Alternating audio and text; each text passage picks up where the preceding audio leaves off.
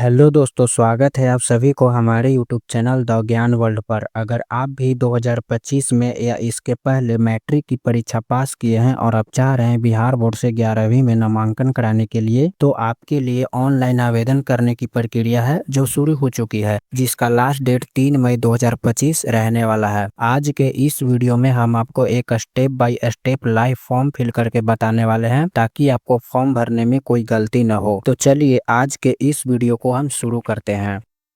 Form भरने के लिए सबसे पहले आपको गूगल क्रोम ब्राउज़र को ओपन कर लेना है। क्रोम ब्राउज़र को ओपन करने के बाद यहाँ पे आपको सर्च बार में टाइप करना है OFSS बिहार। इतना लिख करके आप जैसे ही सर्च करेंगे तो OFSS बिहार का सबसे पहला वेबसाइट यहाँ पे आपको देखने को मिलता है। इस पे आप इसके ऑफिशियल वेबसाइट पर जाने के लिए आपको यहाँ पे एक न्यू ऑफिशियल वेबसाइट का यहाँ पे एक बटन मिलता है, इस पे आपको क्लिक करना है। इस पे आप जैसे ही क्लिक करते हैं तब आप इसके ऑफिशियल वेबसाइट पे आ जाते हैं। यहाँ से आपको स्क्रॉल करके इसके नीचे आना है। यहाँ पे आने के बाद आपको देखेंगे यहाँ पे common application form for admission in intermediate colleges and school, इस पे आपको क्लिक कर देना है। इस पे आप जैसे ही क्लिक करते हैं तो आपके सामने कुछ इस तरह का एक गाइडलाइंस खुल करके आता है, जिसको आप अच्छे से पढ़ लें। गाइडलाइंस को पढ़ने के बाद आपको यहाँ पे टिक करना है, मैंने ऊपर लिखे सभी निर्देशों को अच्छे से समझ लिया है एवं मैं फॉर्म भरने के लिए तैयार हूँ। इस पर आपको टिक कर देना है। इस पे टिक करने के बाद आपको आवेदन करने हेतु यहाँ क्लिक करिए, इस पे आपको क्लिक करना है। इस पे आप जैसे ही क्लिक करते हैं तो आपके सामने ये जो एप्लीकेशन फॉर्म है वो खुल करके यहाँ पे आ जाता है।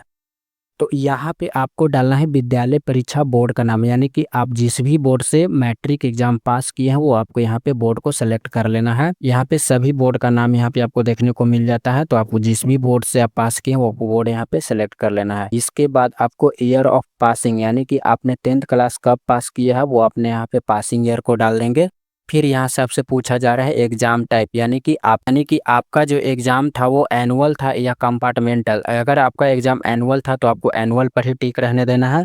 फिर आपको यहाँ पर अपना जो डेट ऑफ बर्थ है वो डेट ऑफ बर्थ को यहाँ पे आपको डाल देना है। डेट ऑफ बर्थ डालने के बाद यहाँ पे अब आपको डाल देना है अपना रोल कोड, आपका जो भी रोल कोड है वो रोल कोड को डाल देना है। फिर उसके बाद आपको यहाँ से आपका रोल नंबर डालने के लिए बोलेगा। फिर यहाँ पे आपको अपना जो भी रोल नंबर है वो आपका रोल नंबर यहाँ पे डाल देना है। रोल नंबर डालने के बाद अब जैसे ही बाहर क्लिक करते हैं तो जो आपका अपनी यूनिक आईडी है वो यहाँ पे यूनिक आईडी आ जाता है, और जो आपका आवेदक का नाम है वो यहाँ पे नाम देखने को मिल जाता है। पिताजी का नाम और माताजी का नाम यहाँ पे आपको ऑटोमेटिक ये डेटा फैच होकर के यहाँ पे आ जाती है। उसके बाद आपको यहाँ पे अपना जो भी फोटोग्राफ है अपना आप फोटो को अपलोड कर लेंगे। फोटो को अपलोड करने के बाद अब आप यहाँ आएंगे तो आपका जितने मार्क्स का एग्जाम हुआ था यहाँ पे आपको देखने को मिल जाएगा, कितना अंक आपको प्राप्त हुआ है वो यहाँ पे आपको देखने को मिल जाएगा। फिर आपको यहाँ पे देखना है आपके विद्यालय का नाम, यानी कि जिस भी स्कूल से आप 10th एग्जाम पास किए हैं वो स्कूल का नाम यहाँ पे आपका आ जाएगा। फिर आपका जो स्कूल की कहाँ पे स्थित है उसका एड्रेस आपको यहाँ पे डाल देना है। एड्रेस को डालने के बाद यहाँ पे आप देखेंगे कि किस जिले में आपका विद्यालय है, तो ये ऑटोमेटिक यहाँ पर लिखा हुआ आ जाता है। इसके बाद आपसे यहाँ पूछा जा रहा है कि आपने किस साल उस विद्यालय में नामांकन लिया था, तो यहाँ पे आप जिस भी ईयर में नामांकन लिया होगा यहाँ पे आपको वो सिलेक्ट कर लेना है। उसके बाद आपको आना है यहाँ पर कि year of living from school, यानी कि आपने उस विद्यालय को कब छोड़ा था, तो ये ऑटोमेटिक यहाँ पे 2025 लिखा हुआ आ जाता है। इसके बाद यहाँ पे आपको देखना है कि क्या आपने 10वीं की परीक्षा कस्तूरबा गांधी आवासीय बालिका विद्यालय छात्रावास में रहते हुए उत्तीर्ण किया है। अगर हाँ किए हैं तो इस पे यस पे टिक कर सकते हैं, अगर नहीं किए हैं तो नो पर ही टिक रहने देना है।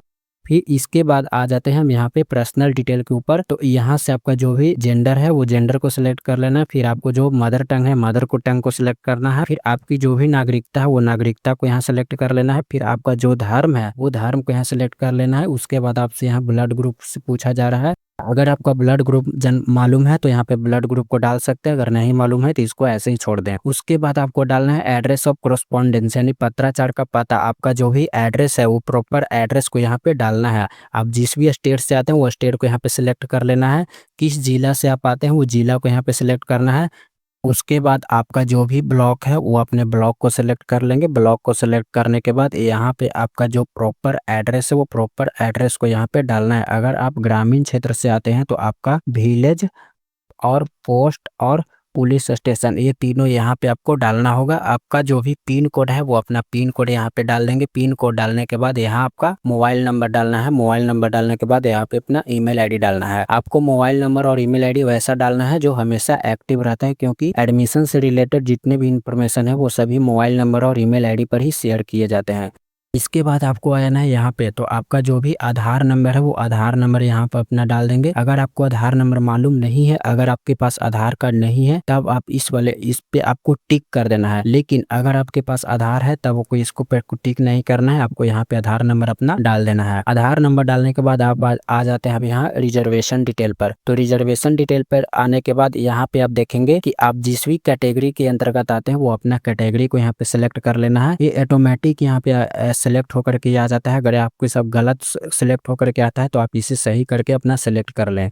इसके बाद अब आपको कॉलेज का डिटेल भरना है। तो कॉलेज का डिटेल भरने के लिए आप यहाँ पे देखिए, आप जिस भी जिला के अंदर एडमिशन कराना चाहते हैं उस जिला को यहाँ पे सेलेक्ट कर लेंगे। जिला को सेलेक्ट करने के बाद जैसे कि हमने यहाँ पे जहानाबाद जिला को सेलेक्ट किया, तो जहानाबाद जिला के अंदर जितने भी कॉलेज है वो सभी कॉलेज का लिस्ट यहाँ पे आपको देखने को मिल जाता है। अब यहाँ पे कॉलेज का यहाँ पे सेलेक्ट कर लेंगे। कॉलेज को सेलेक्ट करने के बाद यहाँ से आपका स्ट्रीम पूछा जा रहा है, यानी कि आप जो भी स्ट्रीम में एडमिशन लेना चाहते हैं आप यहाँ से इसको सेलेक्ट कर ले। फिर आपको यहाँ पे आप अन्य कॉलेजों का विकल्प भरने के लिए आपको यस पे टिक कर देना है। यस पे टिक करेंगे, फिर आपको यहाँ पे सेकंड ऑप्शन इस पे आपको क्लिक कर देना है। इस पे आप जैसे ही क्लिक करेंगे तो यहाँ पे आपका फर्स्ट कॉलेज ऐड होकर के आ जाएगा। अब दूसरे कॉलेज को ऐड करने के लिए वापस से हम जाएंगे और यहाँ पे अपना जिला को सिलेक्ट कर लेंगे। फिर दूसरे कॉलेज के यहाँ पे नाम सेलेक्ट करेंगे। आपका जो भी स्ट्रीम में एडमिशन लेना चाहते हैं वो स्ट्रीम को यहाँ पे सिलेक्ट करेंगे। स्ट्रीम को सिलेक्ट करने के बाद यहाँ पे ऐड थर्ड ऑप्शन इस पे आपको क्लिक कर देना है। इस पे आप क्लिक करेंगे तो आपका जो सेकंड ऑप्शन है, सेकंड कॉलेज का डिटेल है वो यहाँ पे ऐड हो जाएगा। ऐसे ही करते करते आप यहाँ पे मिनिमम 10 कॉलेज को ऐड कर सकते हैं और मैक्सिमम आपको 20 कॉलेज को ऐड करना है। तो चलिए हम एक एक करके सभी कॉलेज को यहाँ पे ऐड कर लेते हैं। तो यहाँ पर हमने 10 कॉलेज को ऐड कर लिया है। अगर आपको और ऐड करना है तो ऐड कर सकते हैं। अगर आपको नहीं ऐड करना है तो आपको यहाँ पे नो वाले पे क्लिक कर देना है। नो पर क्लिक करने के बाद आपको यहाँ पे दो चेक बॉक्स मिलता है, इस पे आपको क्लिक करना है। इस पे क्लिक करने के बाद आवेदन शुल्क 350 रुपये जमा करने हैं तो क्लिक करें, तो इस पे आपको यहाँ पे क्लिक कर देना है। इस पे आप जैसे ही क्लिक करते हैं तो आपको इन्फॉर्मेशन को कंफर्म करने के लिए बोलता है। तो अगर आपका सही डिटेल सही है तो आप ओके वाले पे बटन पर क्लिक कर दीजिए। इसके बाद आपका जो आवेदन का जो फाइनल प्रिंट प्रीव्यू है यहाँ पे आपको देखने को मिल जाता है। तो यहाँ पे आपका आपने सभी जानकारी को एक करके मिला लीजिए कि आपके द्वारा भरा गया सभी जानकारी सही है या नहीं। सभी जानकारी को अच्छे से मिलान कर लेने के बाद आपको यहाँ पे कंफर्म वाले बटन पे क्लिक कर लेना है। फिर आपको यहाँ से दोबारा से कंफर्म करना है। फिर आपको कंफर्म करने के लिए बोलेगा, तो आप सभी जानकारी को अच्छे से कंफर्म कर लीजिए और ओके बटन पे दबा दीजिए। इसके बाद आपने जो भी मोबाइल नंबर दिया है उसके ऊपर ओटीपी चला जाता है। तो आपका जो भी ओटीपी को डालकर यहाँ पे आपको सबमिट वाले पे क्लिक कर देना है।